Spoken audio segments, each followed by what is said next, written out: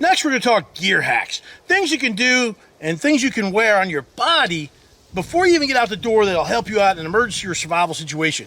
The first thing is the survival bracelet. This particular survival bracelet is made by a company called Wazoo. They make cool gear to save your wazoo, like the slogan. But anyway, this particular thing you put on your wrist, you can wear it, and it gives you 16 feet of extra parachute cord that you're carrying with you. It's got a compass, it's got a whistle, it's got a surgical tubing, so if you have to do a tourniquet or make a slingshot, fish hooks, a 1 liter water bottle, a fire starter, and so much more. This is an amazing thing and a piece of kit you can just wear on your wrist, and while you're out there surviving, you'll have it, and it can save your wazoo.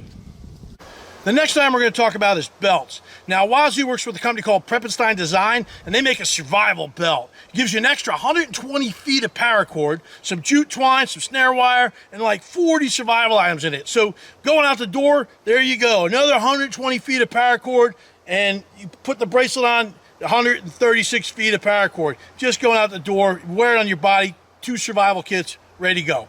I like to go back to my special ops time and wear these rigger belts. Now look at that buckle, super strong. It's got nice Velcro on it so it cinches down. And when you wear this, I use this as my belt to carry my knife on. It's my knife belt.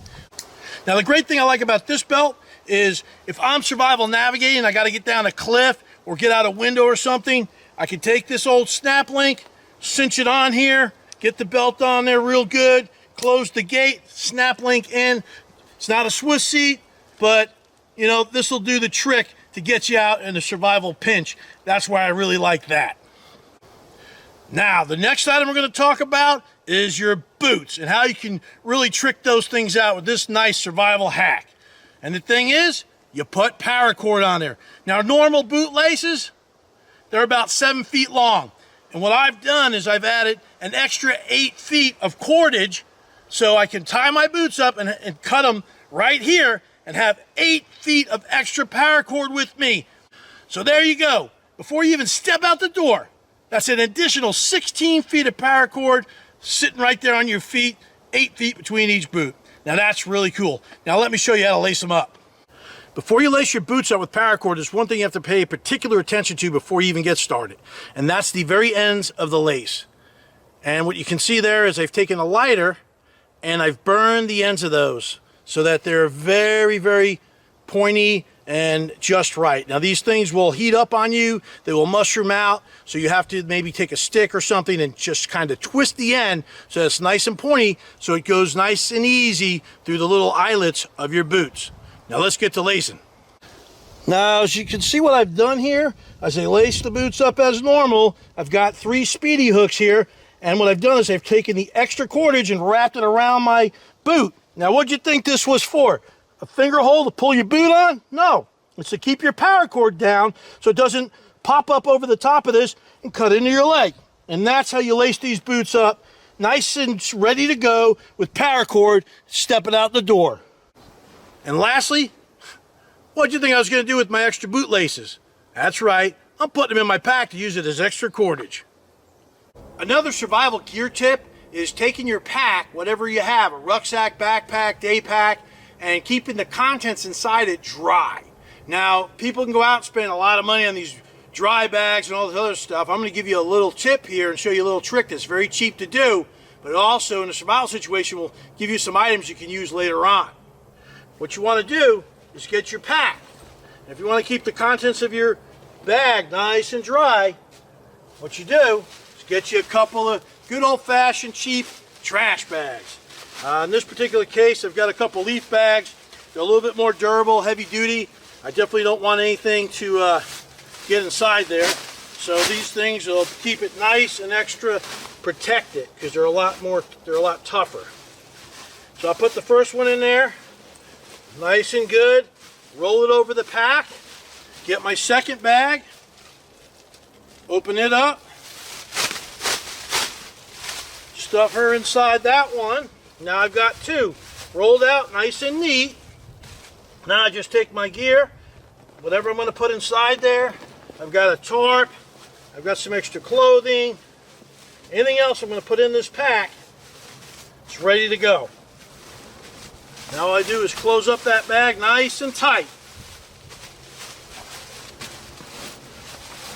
The next thing you want to do after you've stuffed everything into your trash bags, which is going to keep it waterproof, is get all the air out of it. Then you gooseneck it, which simply means just twisting it off on itself. And just twist it back down on itself. Now, zip your bag up.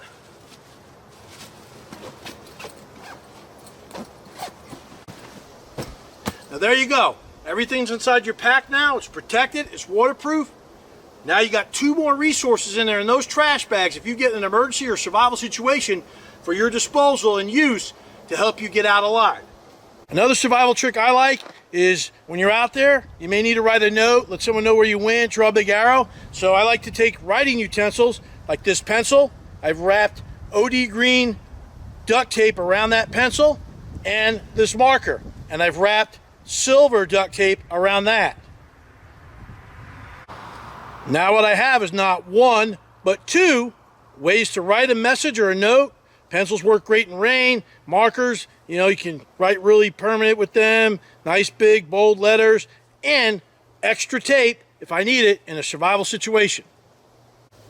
Another survival hack is taking the gear you have and making it more recognizable when you're out in the wilderness. This throwing stick is just that, a stick. So if it's on the ground, it's going to be hard to find after you've thrown it. Like this fire starter, a very important item out there. It's a magnesium fire starter, and yeah, it's silver here, but when you throw that on the ground, it's got a green handle. It's going to be hard to find it. So here's a few ways that you can make some of this stuff a lot easier to identify when you're out there. 1, tie some bright orange or yellow or really bright colored parachute cord to the item. That way you have it, and for this case I could take this lanyard, wear it around my neck. If I put it down, that orange is going to stick out like a sore thumb. If I hang it in the tree in camp, there it is, especially at night. So bright colored paracord, a really good way to identify things. Orange spray paint. I like orange because when you're out in the wilderness, if you happen to wander into a hunting area, orange is a clear signal of, hey, alert, alert, alert. Easy to see, especially with this neon bright orange. So what I like to do is I have my green handle here.